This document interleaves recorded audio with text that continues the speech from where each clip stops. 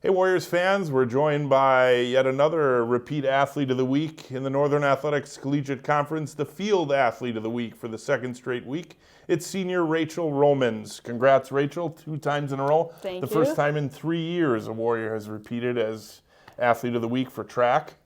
Talk about your performance on Saturday. You tied your school record. You set nearly a year ago of 1.62 meters in the high jump, winning the event. Out of 31 competitors, it went to a jump off.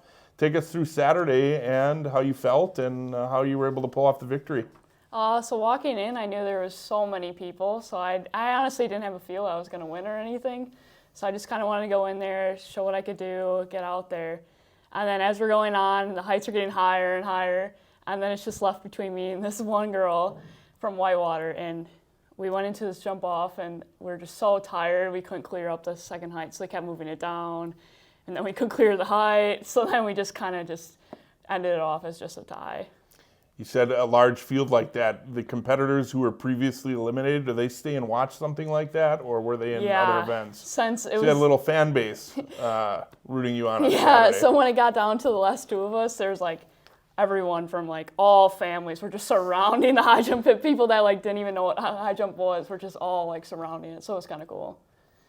So you came off a week where you were at 159, you go to 162. What do you think your limit is? What do you think the max you can get in the indoor season if for say it's just the high jump at a meet? What do you think your expectations you set for yourself are? So going into when we were doing the jump off, I was able to finally go off that 165 bar and get like a feel of it and see how much higher it is compared to the 162. And I think I definitely, like next meet or in a couple meets, I'll definitely be able to hit it. So I think I have more in me than just the 162. Let's talk about the bar in the high jump and how touchy it is and what it takes for that bar to fall down. It can be the slimmest of a piece of short that hits it. I mean, talk about the key to clearing a bar. So it's kind of funny, like every place has a different kind of touchy bar. So next weekend we're going to Ripon, and Ripon has more of like a little bounce. So you could hit it a little bit, but like when we were at Whitewater, you like touch, like even if like, let's say you're wearing a sweatshirt and your like sleeve touch it, it's going down. So it doesn't take too much to really bring it down. So a lot of people hit it on the way down instead of like, they clear the height and then they just hit on the way down instead of the other way. So that mark of 1.62 meters, which equates to 5 feet, 3 3/4 inches for those who don't know metric, that puts you first in the NACC and 30th nationally. Comfortably, what are you aiming for as your next height to clear? Obviously, they can raise that bar a variety of meters up. What do you think you want to aim for to get in a comfortable spot to put yourself in maybe a national qualifying position? So right now, since there's so many girls tied for 162 right now, even just hitting a 163, like it goes from like 30th to like 20th. Like it's such a small thing. So if I hit that 165, that already put me in like top 15, which is, I would like 166 to be like comfortably in like top 10. Can you take those who, you just do the high jump, you jump all week, but what does your training regimen throughout the week consist of? Obviously, you're getting some reps in, but take us through a week of practice and what you do. So Monday's all just running based. So we don't do any jumps or anything. It's just intervals and running. And then Tuesday, for me, since I do other jumps too, Tuesday's like mainly only high jump. So I'll just focus on just approaches. And like we won't take that many jumps really. You would think, because it's jump practice, there's a lot of jumps, but it's actually not as many jumps as you think. We're just really working on the approach and getting up to it. And then Wednesday is our like cross training, just lifting, kind of like a more laid back day. And then Thursday I go into like long triple jumps. You talk about the approach. Is that one of the most key elements to a high jump, getting your steps down? And how do you, before you jump, how do you step that out? Or how do you know that, okay, this foot's got to be on the ground when I go up? Or for those who are new to the sport or may know nothing about the high jump, what's the key to the approach?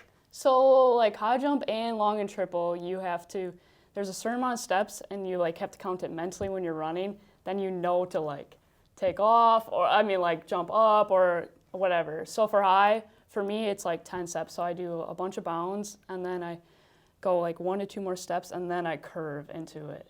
But if I step out of that curve a little bit, it's like impossible to get up. So like for me, I'm really trying to work on my curve to make sure that I can get the push to get up. And for those who may not know, when the bar is set at a particular height, you get 3 attempts at it? Okay. Yeah.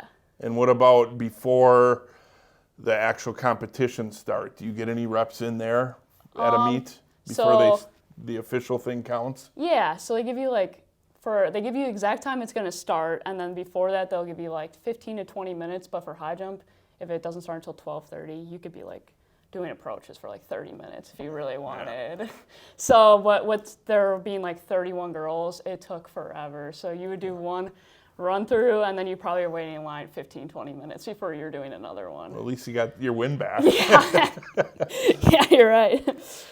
So you still have a long ways to go yet in this indoor season, but you know, being the high jump is also an outdoor event. Do you use the indoor season at all to prep for outdoor, or do you want to? You treat it as 2 different seasons. You want to peak in the indoor, and you want to peak in the outdoor. What is your training regimen set for? If you want to prep a little for outdoor, or take us through that. So I like to treat them as 2 completely separate things, since indoor, you don't have the wind. Like indoor season, you can do your approach, no problem. But when you hit outdoor season and you have that side wind hitting you when you're trying to also jump up, it creates a whole different thing. So now when we don't practice outside or have the climate elements making a factor, I like to just... You prefer that? Yeah, I prefer indoor personally because of it. All right. Well, the final question today, Rachel, if you were to make one rule change to your sport, and it's pretty broad because you could talk high jump, you could talk triple jump, you could talk long jump. If you could make one rule change, what would it be?